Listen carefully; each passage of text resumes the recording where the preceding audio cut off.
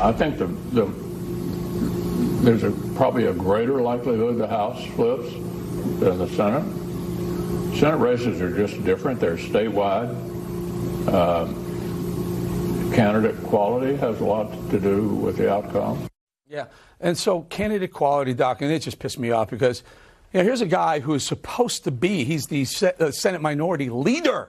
He's supposed to turn that Senate back to conservatives, to Republicans, and he's questioning the Senate quality candidates. Your thoughts? What do you say to Mitch McConnell? Eric, well, I tell you, I've been talking to him continually, and the point he was trying to make, I think, is that it matters that we're high quality. But he's put $34 million into my campaign. I'm going to say it again. I mean, he's speaking with his pocketbook, right, and his checkbook. What's up, everybody? Major Retired Richard Ojeda here, and Republicans downright admit how corrupt they are all of the time. They say it in plain sight. They know they're buying out races across America, funneling money behind candidates who have zero experience in politics or the public sector. They don't want to win by creating a strong platform or reaching out to a community. They want to win by buying votes. Dr. Oz, the TV personality and kook doctor, says it himself. I mean, we knew this guy was full of crap. That doctor in front of his name is a joke. Mitch is doubting the quality of GOP Senate candidates this year, and we know that Dr. Oz belongs right in the batch of half-kook idiots he's talking about.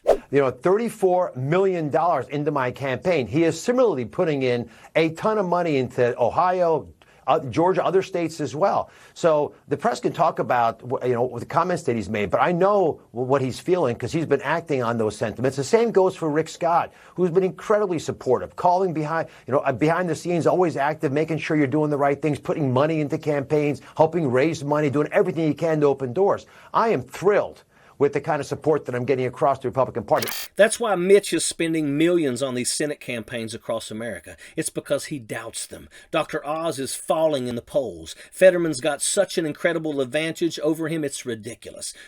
Like being an actual competent politician and community leader. I'll tell you what we got to do is unify as a party across the board to make sure that we're singing from the same hymnal, because the Democrats are.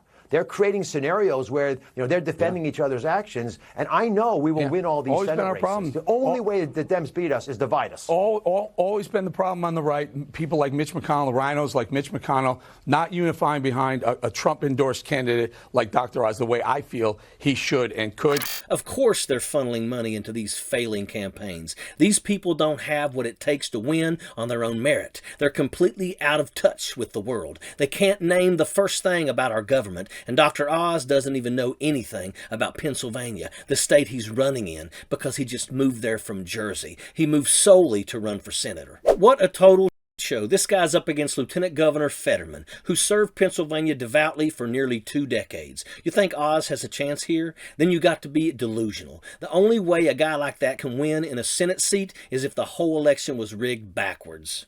Even with the amount of money Mitch and all his GOP fellows are funneling into Senate races, these people they selected as their candidates are born losers. They're throwing money down a drain at these morons. So sure, it's horrifying that the Republican Party is trying to rig the system. But it's even more funny knowing that they could go completely broke buying votes and they'd still fail.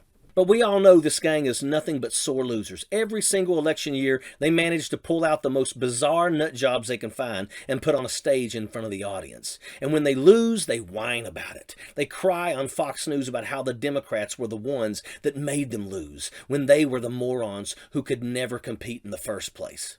The only way most of them ever win is dirty tactics. When Trump won in 2016, we all remember the election meddling. And when Trump lost in 2020, well, that was an insurrection. They're babies who can't take a loss when it's right in front of them. When the Republicans fail to flip the Senate this November, I will be laughing. And I hope you all will be laughing with me. Sappers clear the way, airborne all the way.